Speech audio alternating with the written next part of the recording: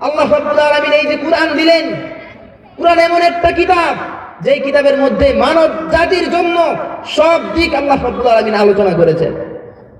আমরা পৃথিবীতে দেখি অনেক বড় বড় শিক্ষিত দেখি, বড় বড় ইঞ্জিনিয়ার, বড় বড় বৈজ্ঞানিক আমরা দেখি। এমন বিজ্ঞানের কোন কিতাব আছে যেই বইয়ের মধ্যে, যেই কিতাবের মধ্যে মানব জাতির সব দিক আলোচনা আছে? এমন কোন কিতাব নাই। অথচ আল্লাহ রাব্বুল আলামিন ছোট্ট একটা কিতাব নাজিল করলেন, যার মধ্যে 114টা সূরা দিয়েছেন, কয়েকটা পৃষ্ঠা। সেই কিতাবের মধ্যে আল্লাহ রাব্বুল আলামিন মানব জাতির এমন কোন দিক নাই যেই দিক সম্পর্কে আলোচনা করে নাই। মুহতারাম হাজরিন, আমরা সাধারণত সেই সমাজে বাস করি, আমাদের একটা পরিবার আছে, পরিবারবদ্ধ মানুষ আমরা। আপনি যদি পরিবারের কর্তা হিসেবে যদি মনে করেন আপনি একজন আদর্শবান পরিবারের কর্তা হবেন, আপনি পরিবারের কর্তা হিসেবে আপনি কিভাবে পরিবারকে চালাবেন, কুরআনে আল্লাহ রাব্বুল আলামিন সেটার বিবরণ দিয়েছেন। আপনি সমাজ পরিচালক, কিভাবে আপনি সমাজ পরিচালনা করবেন, আল্লাহ রাব্বুল আলামিন এই সমাজ পরিচালনা কিভাবে করতে হয় এর নীতি আল্লাহ রাব্বুল আলামিন কুরআনে কারিমে আলোচনা করেছেন।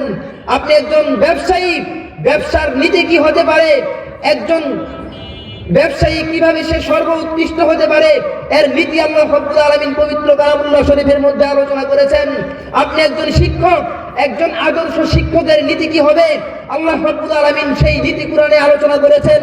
আপনি একজন ছাত্র, একজন আদর্শবান ছাত্রের নীতি কি হবে, কি কি গুণ হবে, আল্লাহ রাব্বুল আলামিন সেই নীতি পবিত্র কালামুল্লাহ শরীফের মধ্যে আলোচনা করেছেন।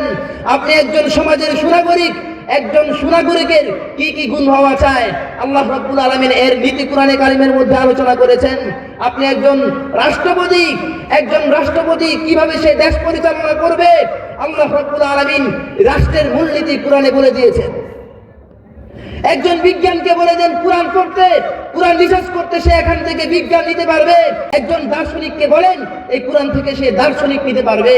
একজন গায়ক যে কবিতা রচনা করে তাকে বলেন এই কুরআন থেকে সে কিভাবে কবিতা রচনা করতে হয় এর মূলনীতি সে জানতে পারবে। একজন গদ্যকারকে বলেন সেই কুরআন থেকে কিভাবে গল্প লিখতে হয়, কিভাবে গল্প রচনা করতে হয়, কিভাবে গল্পের ভাষা সাহিত্য মণ্ডিত করতে হয়, এই কুরআন পড়তে সে এখানে কুরআন থেকে সে গদ্য বানাতে পারবে, গল্প সে রচনা করতে পারবে। এমন করে আল্লাহ রাব্বুল আলামিন পবিত্র কালামুল্লাহ শরীফকে, মহাগ্রন্থ, শ্রেষ্ঠ গ্রন্থ আল কুরআনকে আমাদের জন্য দিয়েছেন। এ সম্পর্কে আল্লাহ রাব্বুল আলামিন সূরাতুন নাহলের 89 নম্বর আয়াতের মধ্যে আল্লাহ পাক বলেন, ওয়ানাজ্জালনা আলাইকাল কিতাবা তিবয়ানান লিকুল্লি শাইইন ওয়া হুদান ওয়া রাহমাতান ওয়া বুশরা লিল মুসলিমিন। আল্লাহ রাব্বুল আলামিন তার হাবিব রাসূলুল্লাহ সাল্লাল্লাহু আলাইহি ওয়াসাল্লামকে বলেন, ওয়া নাযালনা আলাইকা, ও আমার হাবিব আমি আপনার উপরে এমন এক কিতাব নাজিল করেছি যার মধ্যে তিবিয়ানান লিকুল্লি শাই, মানব জাতির জন্য যা যা দরকার সব দিক আমি এই কুরআনের মধ্যে আলোচনা করেছি, বিস্তারিতভাবে বর্ণনা করে দিয়েছি। এখানেই শেষ নয়, আল্লাহ রাব্বুল আলামিন বলেন, ওয়া হুদান ওয়া রাহমাতান ওয়া বুশরা লিল মুসলিমিন। এই কুরআন যারা মুসলমান তাদের জন্য হেদায়েত, এই কুরআন যারা মুসলমান, যারা ঈমান এনেছে মুমিন তাদের জন্য এই কুরআন হলো রহমত। আবার আল্লাহ রাব্বুল আলামিন বলেন এই কুরআন হলো ওয়া বুশরা লিল মুসলিমিন, এই কুরআন হচ্ছে মুমিন জাতির জন্য সুসংবাদ প্রাপ্ত। এইভাবে করে আল্লাহ রাব্বুল আলামিন আমাকে আপনাকে এই কুরআন দিয়েছেন।